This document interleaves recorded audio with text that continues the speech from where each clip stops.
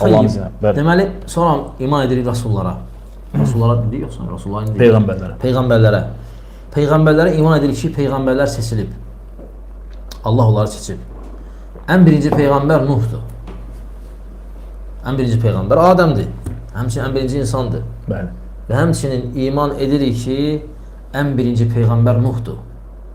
Rasul. İnna əvhəynə ileykə, biz sənə vəhy etdik ey Muhammed. Kəmə əvhəynə ilə Nuhin və nəbiyyinə min bə'dik. Necə Nuh'a və ondan sonra nəbilərə vəhy etdik. Bu dəlildir ki, Nuh birinci Peyğəmbərdir və dəlillərdən də böyük qiyamət günü və yaxud dediyimiz hədis. Gələcək ki, ey Nuh sən birinci Rasulsan. Şəfaət hədisi. Ey Nuh sən birinci Rasulsan, Rəbbivə denən qəza etsin. Yəni, hökmü başlasın, hesabı başlasın, deyəcək yox, mənə nəfsim.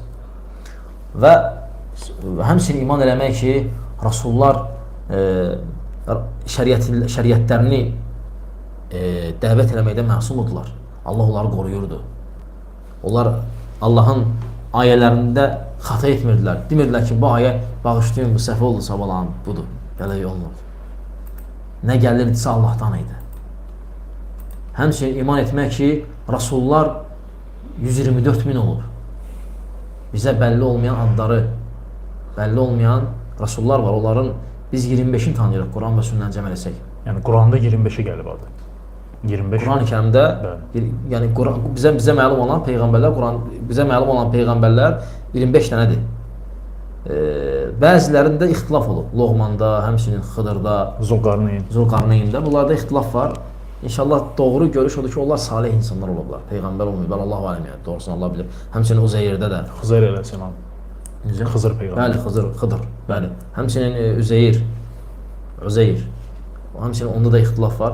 Bu məsələ ixtilaf məsələsi deyil, indi danışacağımız məsələ. İman eləmək ki, peyğəmbərlər, hansı ki bizə adları bəlli olmayıb, onlara iman eləmək. Və həmçinin iman eləmək ki, peyğəmbərlər risalələrini tam təbliğ eləyiblər. Yəni yarımçıq işinə qoymayıblar. Yəni bəziləri kimi nəsə əlavəyə ehtiyac yoxdur. Bizdə peyğəmbərlər danışırlar və bəsdir. Və həmçinin etiqad eləmək ki, Muhammed sallallahu aleyhi ve sellem axırıncısıdır. Ondan sonra peyğəmbər gəlməyəcək. Kim etiqad eləsə ki, ondan sonra peyğəmbər gələcək, kafirdir. Hətta İsa aleyhissalam belə gəlsə, o yeni şəriətlə gəlməyəcək. İsa aleyhissalam gələcək peyğəmbərə tabi olaraq, onun mətnindən. Ona görə Allah Rasulü s.ə.v buyur ki, əgər Musa məndən sonra gəlsəydi, mənə tabi olmaqdan başqa heç bir yol yox idi. Çünki mən axırıncıyam. Və həmçinin iman eləmək axirət gününə.